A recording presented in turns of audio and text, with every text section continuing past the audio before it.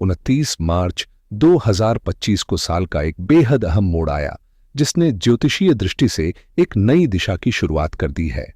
2025 वैसे भी खास है क्योंकि इस साल 4 बड़े ग्रह शनि, बृहस्पति, राहु और केतु अपनी अपनी चाल बदल रहे हैं और ये सभी ग्रह आपकी कुंडली में गहरा असर डालने वाले हैं। शनि का गोचर 29 मार्च को पहले ही हो चुका है और अब नजरें टिकी हैं 14 मई 2025 पर, जब गुरु बृहस्पति अपनी राशि बदलने वाले हैं। यह परिवर्तन न सिर्फ ज्योतिषीय जगत में हलचल मचाएगा, बल्कि मिथुन लग्न और राशि वाले जातकों के जीवन में भी नए अवसर और चुनौतियों की दस्तक देगा।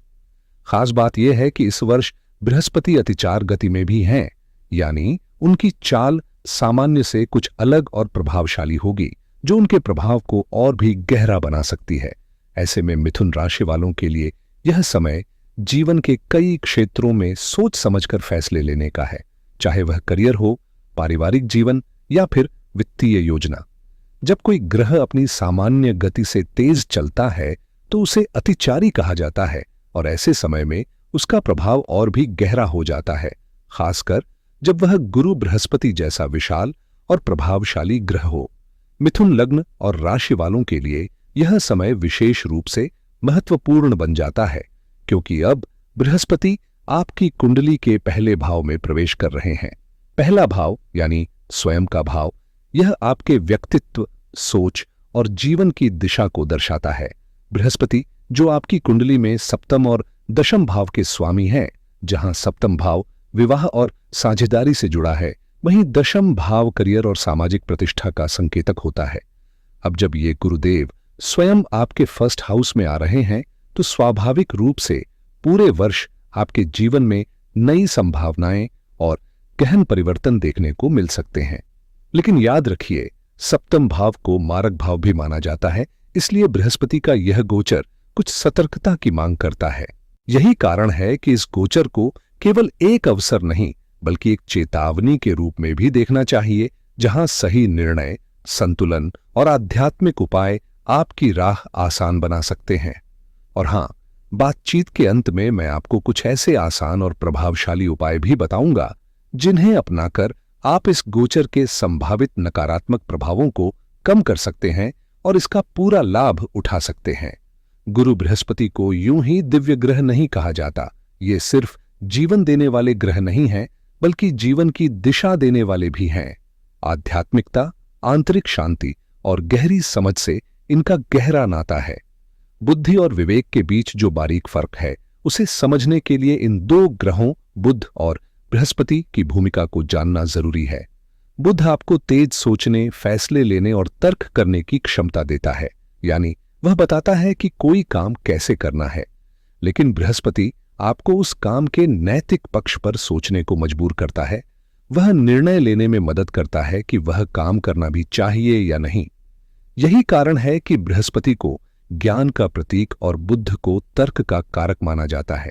सोचिए, इतना प्रभावशाली ग्रह कि जब यह अपनी जगह से खिसकता है तो सूर्य भी उसकी हलचल को महसूस करता है। और ये कोई मिथक नहीं, बल्कि सौरमंडल की संरचना का विज्ञान है, क्योंकि सूर्य के बाद सबसे बड़ा ग्रह बृहस्पति ही है। अभी तक यह गुरु आपकी कुंडली के 12वें भाव में भ्रमण कर रहे थे, जिसे हानि, मोक्ष और विदेश यात्राओं से जोड़ा जाता है।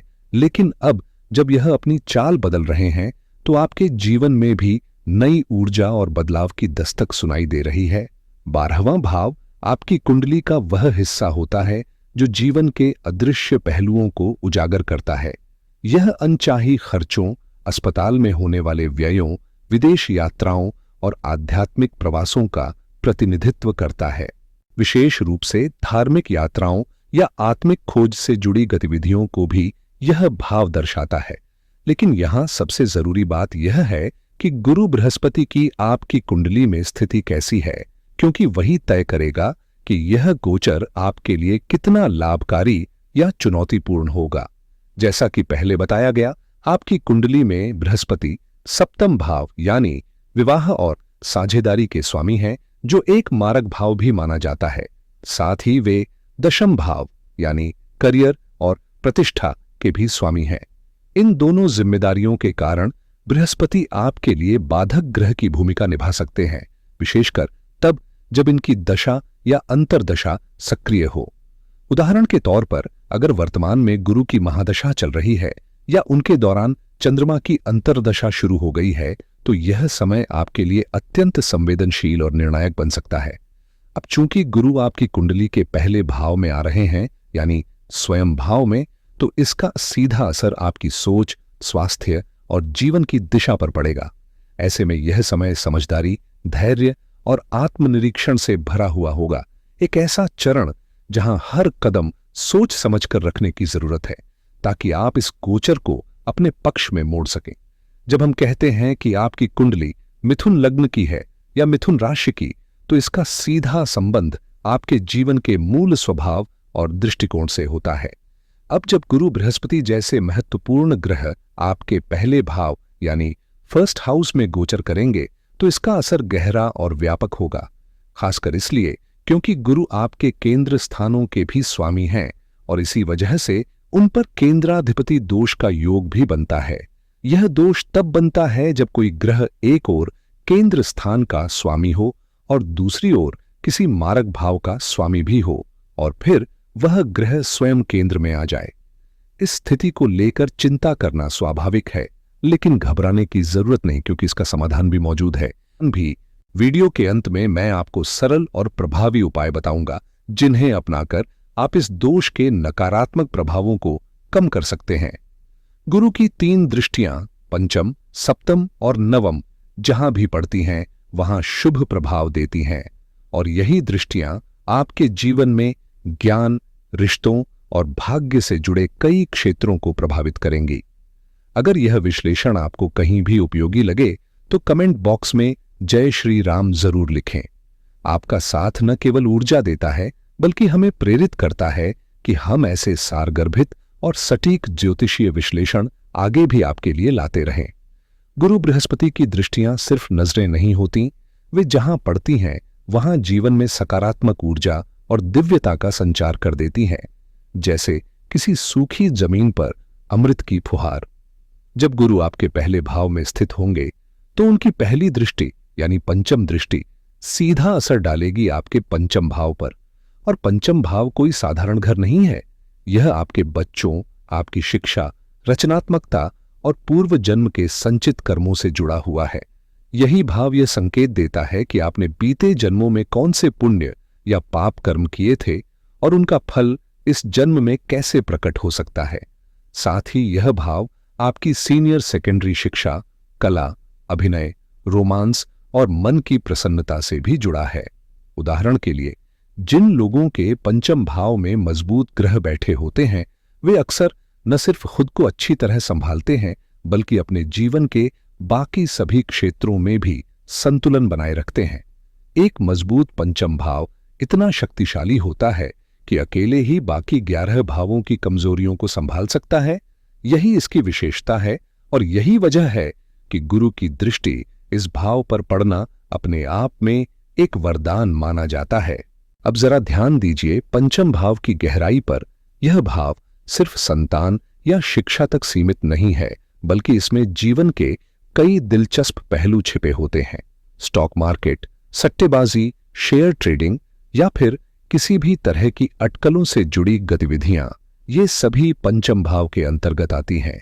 साथ ही आपकी स्कूली शिक्षा, खासतौर पर सीनियर सेकेंडरी लेवल की पढ़ाई और आपके प्रेम संबंधों का भी संकेत यहीं से मिलता है। जब गुरु बृहस्पति की 5वीं दृष्टि इस भाव पर पड़ेगी, तो इसका असर निश्चय ही सकारात्मक होगा। अगर आप खुद विद्यार्थी हैं या आपकी संतान पढ़ाई कर रही है, तो 14 मई 2025 से शुरू होकर अगले 1 वर्ष का समय ज्ञान, एकाग्रता और सफलता का द्वार खोल सकता है। जो लोग इस समय पढ़ाई में रुचि नहीं ले पा रहे हैं, वे भी पाएंगे कि इस तारीख के बाद उनका मन पढ़ाई में रमने लगेगा। प्रतियोगी परीक्षाओं की तैयारी कर रहे छात्रों के लिए यह समय किसी वरदान से कम नहीं होगा। इतना ही नहीं, आपके भीतर एक नई आध्यात्मिक ऊर्जा का संचार भी होगा, जो न सिर्फ आपकी सोच को परिपक्व बनाएगा, बल्कि जीवन की दिशा को भी सकारात्मक मोड़ देगा। अगर हाल ही में आपका मन पढ़ाई से भटक रहा था या जिंदगी के असली लक्ष्यों से आप थोड़ा दूर होते जा रहे थे, तो 14 मई 2025 के बाद गुरु बृहस्पति का गोचर एक सकारात्मक मोड़ लेकर आएगा। यह समय आपको न केवल फिर से फोकस करने में मदद करेगा, बल्कि आपके अंदर छुपी गंभीरता और समझदारी को भी उजागर करेगा। अगर कोई लव रिलेशन अधर में लटका हुआ है, बातचीत बंद है या रिश्ता असमंजस में है, तो इस गोचर के बाद स्थितियां बेहतर होंगी। आप अपने रिश्ते को एक स्थायी रूप यानी विवाह की दिशा में ले जा सकते हैं। जो महिलाएं या माताएं मिथुन लग्न या राशि की हैं और संतान की कामना रखती हैं, उनके लिए यह एक बेहद अनुकूल काल होगा। गुरु जब पहले भाव में होते हैं तो वे संतान सुख का वरदान भी लेकर आते हैं। साथ ही गुरु की 7वीं दृष्टि जब आपके सप्तम भाव यानी जीवन साथी से जुड़े घर पर पड़ती है, तो विवाह के योग्य बनते हैं और अच्छे जीवन साथी की संभावनाएं प्रबल हो जाती हैं। यह समय आपके लिए न सिर्फ भावनात्मक रूप से बल्कि सामाजिक रूप से भी एक नए दौर की शुरुआत बन सकता है, जहां आप खुद को लोगों से बेहतर ढंग से जोड़ पाएंगे और रिश्तों में स्थिरता का अनुभव करेंगे। ये सब कुछ काफी हद तक इस बात पर निर्भर करता है कि आपके सप्तम भाव की स्थिति कैसी है, क्योंकि यही भाव आपके जीवन साथी, साझेदारी और व्यापारिक सहयोगों को दर्शाता है। अगर आप विवाह की दिशा में सोच रहे हैं, तो वर्ष 2025 से 2026 के बीच का समय आपके लिए काफी फलदायी हो सकता है, बशर्ते आपकी दशा या अंतर्दशा किसी योग कारक ग्रह की चल रही हो। ऐसे में जीवन साथी मिलने की संभावनाएं प्रबल हो जाती हैं। इसी अवधि में व्यापारिक दृष्टिकोण से भी नए अवसर सामने आ सकते हैं, चाहे आप कोई नया बिजनेस शुरू करना चाहें या पुराने व्यवसाय को विस्तार देने की योजना बना रहे हों। नई पार्टनरशिप, कानूनी एग्रीमेंट्स या अहम डील्स की दिशा में आप मजबूत कदम उठा सकते हैं। और अगर आप राजनीति से जुड़े हुए हैं, तो गुरु का प्रभाव आपकी वाणी और अभिव्यक्ति को विशेष रूप से सशक्त बना देगा, जिससे आपका प्रभाव जनमानस पर गहराई से पड़ेगा। कुल मिलाकर यह गोचर एक ऐसा मंच तैयार कर रहा है जहां रिश्ते, व्यापार और सामाजिक प्रभाव तीनों में निखार लाना आपके हाथ में होगा। आने वाले 1 साल में आपकी वाणी में एक अलग ही असर देखने को मिलेगा, एक ऐसा प्रभाव जो सीधे गुरु के गुरुत्व से जुड़ा है।